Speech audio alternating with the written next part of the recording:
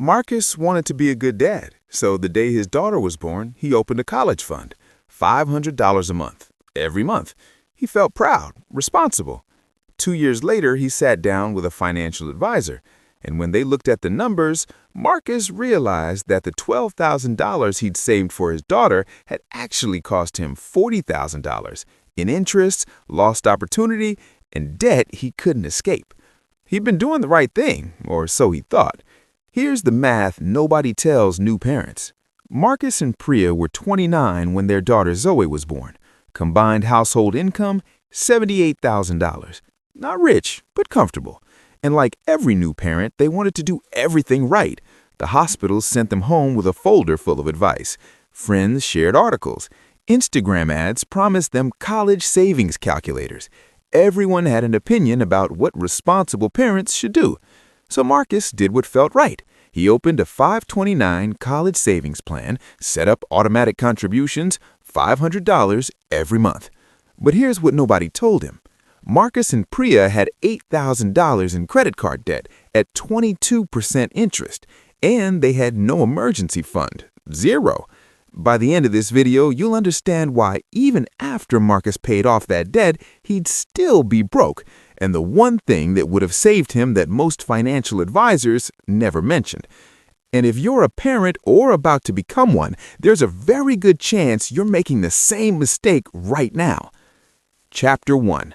The Pride Tax. When you become a parent, something changes in your brain. Suddenly, every decision feels like a referendum on whether you're a good mom or a good dad. And that emotional pressure makes you do expensive things. Marcus felt it the day Zoe was born. He looked at his daughter and thought, I need to set her up for success. College tuition kept appearing in every article he read. $50,000 per year, $80,000 per year, sometimes more. So he did the math. If he started saving $500 a month immediately, by the time Zoe turned 18, he'd have roughly $185,000, enough to cover most of a 4-year degree. On paper, that looks great. It felt like love. It felt like planning. It felt like being a good father. But here's what that calculator didn't show him. While Marcus was contributing $500 a month to Zoe's college fund, earning maybe 7% annually in a target date fund, he was carrying $8,000 in credit card debt at 22% interest. Let me show you what that actually means. Every month, Marcus was paying about $147 in interest alone on that credit card. That's $1,764 per year. Just interest, not reducing the balance, just paying the bank to keep owing them money. Over 2 years, he paid $3,528 in interest. But it gets worse. Because he was prioritizing the college fund over paying down that debt, the balance barely moved. He'd make minimum payments, then an unexpected expense would hit. Car repair, medical bill, new baby gear, and the balance would creep back up. By the time Marcus finally looked at the full picture 2 years later, he paid nearly $4,000 in interest, while his $12,000 in college savings had grown to maybe $13,400. He'd given the credit card company $4,000 to earn $1,400. That's the pride tax, the cost of doing what feels right instead of what is right. Chapter 2. The Interest Rate Killer. Here's the math most people never think about. If you're paying 22% interest on debt while earning 7% on investments, you're not building wealth. You're paying someone else to destroy it for you. Let's use Marcus as the example. Option A, what Marcus actually did. Saved $500 a month in a 529 college fund, earning 7% annually. After 2 years, $12,740. Kept $8,000 in credit card debt at 22% interest. Paid $3,528 in interest over those 2 years. Net position, $12,740 in savings, $8,000 in debt, $3,528 gone forever. Option B, what Marcus should have done. Use that $500 per month to aggressively pay down the $8,000 debt. Debt would have been gone in 17 months. Remaining 7 months, redirect that $500 to start the college fund. After 2 years, $3,500 in the college fund, $0 in debt, $0 in interest. The difference? Marcus didn't know this math when he made this decision. He was sitting in that hospital room holding Zoe, thinking about her future. Every article he read said start early, so he did, but nobody showed him this comparison. Marcus would have had $3,500 less in the college fund, but he would have saved $3,528 in interest payments. And here's what really matters. Once that debt is gone, the full $500 per month can go toward wealth building. No interest bleeding out, no emergency expenses forcing him back into debt. But most people don't see it this way because saving feels good. Paying off debt feels like you're just treading water. This is the interest rate killer. Paying 22% to earn 7% is financial suicide. And yet, this is what most new parents do because nobody explains the math. Chapter 3, The Emergency Fund Blind Spot. But here's what even financial advisors miss. Marcus could have paid off that debt, but without this one thing, he'd still be trapped. And most people never realize it until it's too late.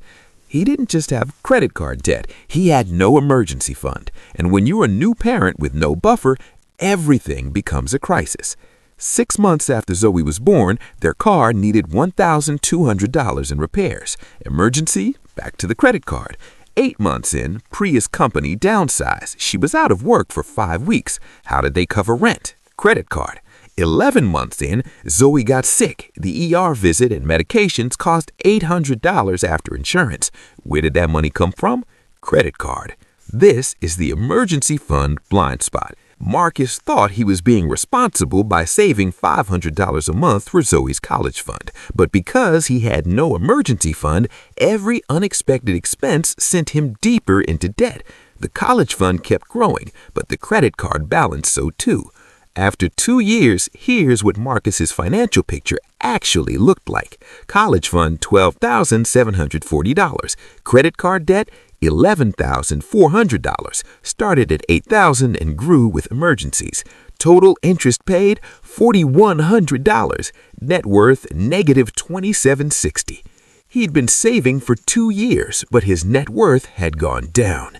Why? Because he was building on sand. Think about it this way. You wouldn't build a house without a foundation, but that's exactly what most people do with their finances. They start investing. They open college funds. They contribute to retirement accounts, but they have no emergency buffer. So the first time life happens, and life always happens, the whole thing collapses. The emergency fund isn't optional. It's not something you do after you start saving for college or retirement. It's the foundation. Without it, every other financial decision becomes a trap. And here's what nobody tells new parents. Your kid doesn't need a college fund on day 1, or year 5, or even year 10. But you need an emergency fund on day 1, because if you don't have it, you'll spend the next 18 years climbing out of holes instead of building wealth. Marcus learned this the hard way, but here's the good news. There is a correct order to all of this, and once you understand it, everything gets easier. So what should Marcus have done instead? Here's the framework, the correct order of financial priorities for new parents. Step 1. Build a $1,000 emergency starter fund. This is your buffer for the small stuff. Car repair, urgent care visit, broken appliance. Timeline, 2 to 3 months if you're putting aside $500 per month. Why first? Because without this, every emergency becomes new debt. Step 2, eliminate all high-interest debt. Anything above 7 to 8% interest needs to go. Credit cards, personal loans, car loans above 8%. Use every available dollar beyond necessities to attack this debt with focus. Timeline for Marcus, using that $500 per month, the $8,000 would have been gone in 17 months. Step 3, build a 3 to 6 month emergency fund. Now you're building real security, enough to cover rent, food, utilities, insurance for 3 to 6 months if someone loses their job. This is what lets you sleep at night as a parent. Timeline, 12 to 18 months depending on your expenses and income. Step 4, invest 15% of gross income in retirement. Yes, before college. Here's why. Your kid can get loans, scholarships, and financial aid for college. You can't get loans for retirement. If you're broke at 65, they're taking care of you. That's the opposite of helping them. This typically means maxing your 401k match, then contributing to Roth IRAs. Step 5. Now start the college fund. Once steps 1 through 5 are handled, every dollar you put toward your kid's education is actually building wealth, not covering up financial instability. Here's why this order works. If Marcus had followed this framework, here's where he'd be after those same 2 years. Emergency fund, $5,000. Credit card debt, $0. Interest paid, $0. College fund, $0. But he'd start contributing $500 per month starting month 18. Net worth plus $5,000.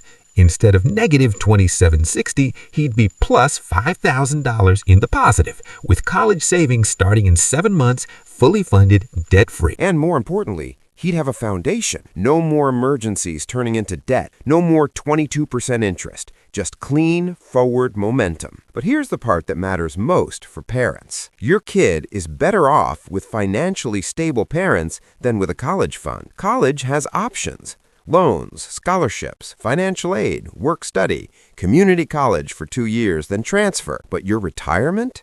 There are no loans for that. No scholarships, no financial aid. If you sacrifice your financial stability for your kid's college fund, you're not helping them. You're setting them up to take care of you later. The most loving thing you can do for your child is to handle steps 1 through 4 first, then fund their education. Marcus, today, is 31. He and Priya have $6,200 in their emergency fund, 0 credit card debt, and they're contributing $500 a month to Zoe's college fund. Not because they earn more, because they fixed the order. And here's what Marcus told me last month. I thought prioritizing her college fund made me a good dad. Turns out, getting our own house in order is what made me a good dad. Your kids don't need a college fund on day 1. They need parents who aren't drowning. If this hit home, drop priority in the comments. And if you're wondering what comes after you've handled steps 1 through 5, next week we're breaking down exactly how much you should actually save for college.